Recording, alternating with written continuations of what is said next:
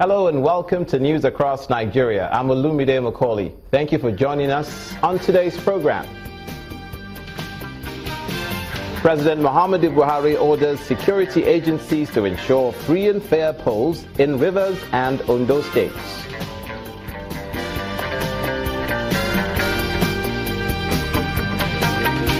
Code of Conduct Tribunal adjourns trial of Senate President till January 2017.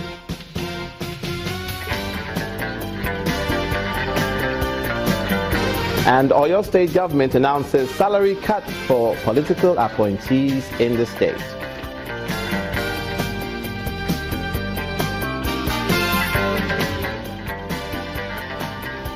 We begin in the South-South, where youth from Rivers State have taken a protest to the headquarters of the Independent National Electoral Commission, INEC, in that state, in Abuja rather, calling for the resignation of the INEC chairman over the alleged printing of fake electoral material in Rivers State. The protesting group says they are not happy with the way INEC has responded to the arrest of a printer who was allegedly caught printing fake electoral material in Port Harcourt last week.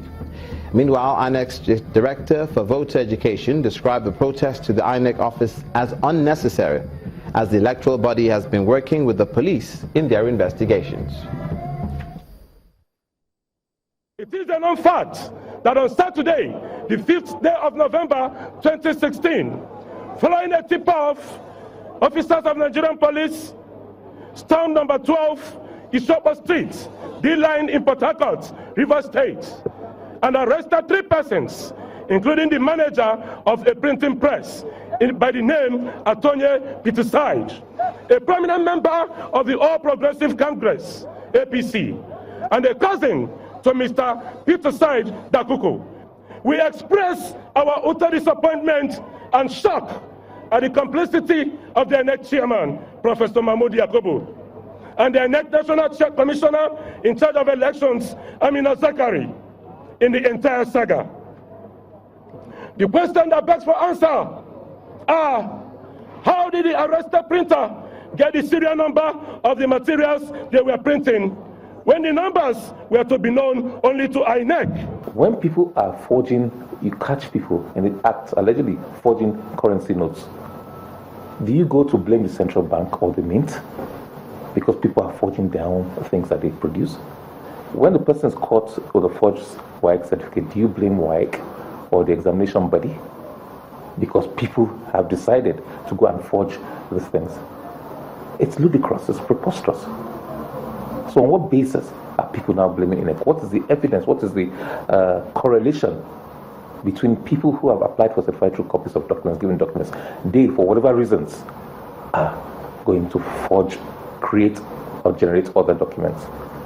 Having said that, we still have to wait for the police to conclude their investigations, and we are collaborating and cooperating with the police in ensuring that we unravel the circumstances which led to this. Meanwhile, President Muhammadu Buhari has directed all security agencies to do their best to ensure that elections in Ondo and Rivers states is violence-free. President Buhari, who spoke in Benin, the Edo State capital, said in his words, quote, "What happened in the last elections, Kogi, Bayelsa and Rivers State, disturbs me a lot. I think we should go beyond these actions. Why do we kill each other, putting tires on people and setting them ablaze? I have told the law enforcement agencies if we can conduct an election in one state, then we should forget about 2019. End of quote. The president also assured Nigerians that his administration is working hard to limit the country's over-dependence on oil. And in Abuja, the cross-examination of the chief prosecution witnessing the trial of the Senate President, Mr. Michael Witkas, has ended. Counsel to the Senate President, Mr. Paul Usoro, at the resumed sitting, asked the witness if he still stood by his claim that the Senate President received salaries 4 years after he left the Kwara State Government House as governor, even though he was receiving salaries as a senator, to which the witness answered in the affirmative. Done with Mr. Usoro, informed the trial that he'd come to the end of cross-examining the witness. When asked if they wanted to cross-examine, the prosecutor, Mr. Umar Ibrahim, who stood in for the lead prosecutor, Mr. Rotimi Jacobs, asked for an adjournment to enable the prosecution prepare for re-examination.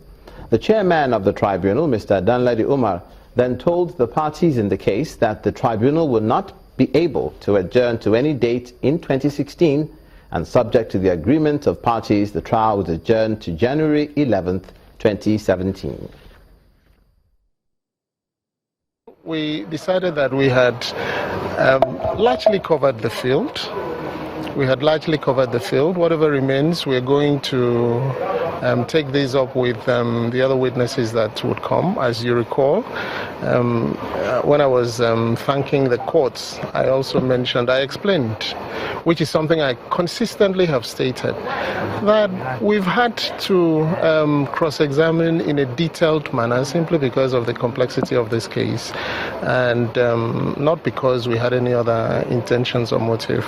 And as other witnesses come and it becomes necessary, we would exactly do our job like we have done. They should have informed us yesterday that they have only 10 minutes for further cross-examination. I'm surprised that they only spent only 10 minutes to cross-examine today. It's a good development. This witness have suffered enough, and he needs to be discharged. The chairman, Senate Committee on Special Duties and the Internally Displaced Person, Senator Abdulaziz Nyako, says in spite of the money appropriated by the Senate for the provision of water and health care for displaced persons in the Northeast, the impact has been very little. The chairman and his committee members are on an oversight tour of IDP camps in the Northeast and made a stop at one of the camps in Yola, the Adamawa state capital. This is Damari Camp, home to several hundreds of internally displaced persons in Greli local government area of Adamawa State. Senate Committee on Special Duties and the IDPs, led by its chairman, Senator Abdulaziz Nyako, in company of Senator Kabiru Gaya from Kano and the Director General of NEMA, Dr. Sani Sidi, are conducted round the camp by the State Coordinator of NEMA, Alhaji Saad Bello. The committee chair, who incidentally is from Adamawa Central Senatorial District, appreciates the noticeable improvement in the camp amidst several challenges. When I know what's happening in the Northeast, I felt there must be a commission to rehabilitate these people and bring them back to their domain. I know what happened in the Niger Delta. We set up a commission, and that commission is still functioning and is reducing the sufferance of the people in that location. A member of the committee, Senator Kabiru Gaya, an advocate for the creation of the Northeast Commission, gives reasons for his concern. We've realized that there's a lot of presence of NEMA, but some other MDOs are missing. We've seen certain problems that relate to water, health, and so on. We know that in the Senate we've appropriated money for water, health, but the impact has been very little. We want to go back and find out. We'll invite the ministries to come and tell us why we have not seen their impact. Meanwhile, the Director General of the National Emergency Management Agency, NEMA, Dr. Sani Sidi, wants credit given to the Nigerian military, whose role in liberating the areas from insurgents is making access for humanitarian activities possible. Now, because of the successes that have been recorded, the humanitarian actors are able to gain access to areas where we are under the captivity of Boko Haram, the liberated communities in Borno State. We are aware now all of those communities have been liberated, and there are greater access now for humanitarian actors. More communities have been liberated, and which led to the establishment of more camps. For now, over 2,700 persons, including 967 children of school age and attending classes, reside in the Damari IDP camp in Adamawa State. You're watching news across Nigeria. Coming up, development in Cross River State as the governor marks the construction of a 138-kilometer road. Please stay with us.